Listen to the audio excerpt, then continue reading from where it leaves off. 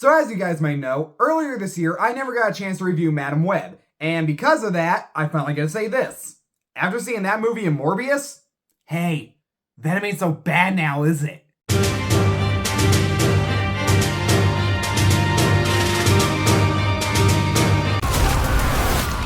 What are you? We are. We're Venom! We are. Venom! No. Oh! Yeah, we are. Venom. We're gonna need to work on that.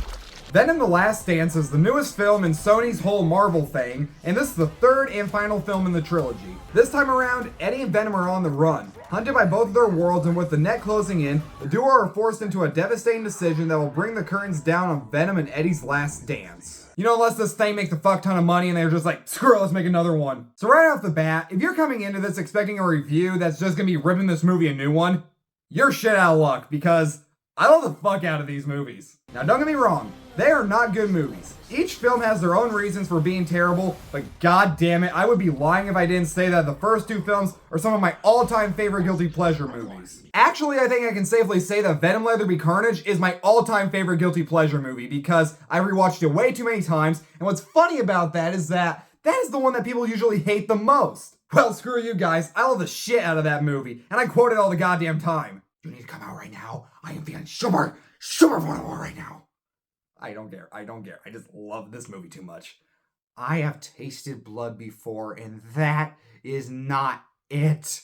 Eddie Brock is hiding something. But honestly, my all-time favorite line in the movie, I am out of the Eddie closet. Yeah, they always say Bros was the first gay rom-com released by a major studio. I say bullshit because this movie came out a year prior. So now we have Venom: The Last Dance, which promises to be the epic conclusion that we've all been waiting for since when Eddie met Venom. See what I did there? But as I just said, I am fully aware that these are not good movies. So I went in knowing exactly what I was going to get. So, if I was to put on my critic helmet, I would have to say, this movie's pretty damn bad. But if I was to take off that critic helmet, kick it across the freaking football field and say, fuck you, I'm having fun with this movie, I had a goddamn blast with this thing. But still, I'm gonna have to do a normal review like always, where I give out my complaints and whatnot, sadly. So if you're a diehard fan of comic book Venom, like you know the lore and everything, then at this point, you probably should have learned that these movies aren't for you entirely. While it does go deeper into the lore and the characters just a little bit, that's not all the movie's main focus. Its main focus is just to have fun with its dumb buddy-buddy concept that we've gotten used to with these movies. Which I might as well get this out of the way. If you were really damn excited to see the appearance of Noel, Venom's creator, that's all it is, an appearance. Not even kidding, they only show him like 2 or 3 quick times here, and every time, he's just sitting on his ass doing nothing. And heck, I knew so little about this character going in, and now I know very less about him now, and the entire time all I can think of was, why does he look like the big bad from Metalocalypse? And anytime he popped up in the movie, I completely forgot he was even into the damn thing, and it just caught me off guard. And once again, Tom Hardy's acting here is not good at all. I don't know what they tell him to do on set, but he always just sounds like he is belching his dialogue. But I will say, they actually have a good enough excuse for why it works at first, and that's because he's hungover for part of it since he got drunk in Spider-Man: No Way Home. Which if you're curious to find out how they're gonna tie that little cameo into the rest of this movie, they don't, like, at all. Like, after it happens, like, they never mention it again. But the biggest problem with the movie is the script. This is probably one of the worst scripts of the year.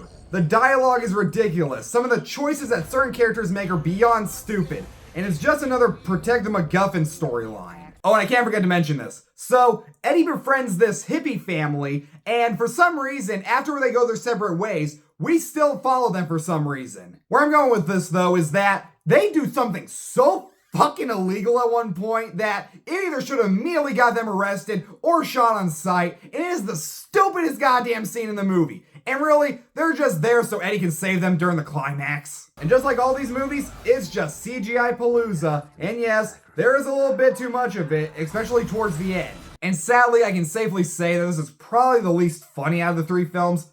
Not to say it isn't still funny though, because there is a dance scene between Venom and Mrs. Chen, and god damn it, it is the most unintentionally hilarious thing I have seen in a while. It had me dying laughing. But despite everything I just said that doesn't work in the film, in the end, I really do not give a fuck because I still had a ton of fun with this thing. The one thing that has always worked for me about these movies is the buddy comedy relationship between Eddie and Venom. These two work so good off of each other, their banter is great, and despite what I said about Hardy belching his performance, he is still really damn good at playing both roles throughout. And no matter what you think about this movie, I think everyone's gonna have a lot of fun with the climax because it's one of the most entertaining finales in a movie this year, at least for me. It's not the greatest finale I've ever seen or anything, but for this really entertaining guilty pleasure movie, it does its job right. So for my final thoughts, I think we all know by now that the Venom movies are obviously not good movies, but I seriously do not care, because I have had such a blast watching all these movies that it is nearly impossible for me to go completely hating on them. If you're like me and love these movies, this is definitely worth checking out, and if you're expecting this to be different from the first two and you didn't like those ones, then just skip it. I will probably never say that the Venom movies are legit good, but I will say that they are for sure one of the most entertaining trilogies out there. For better or for worse, till death do they part. I'm gonna give Venom: The Last Dance a guilty pleasure B.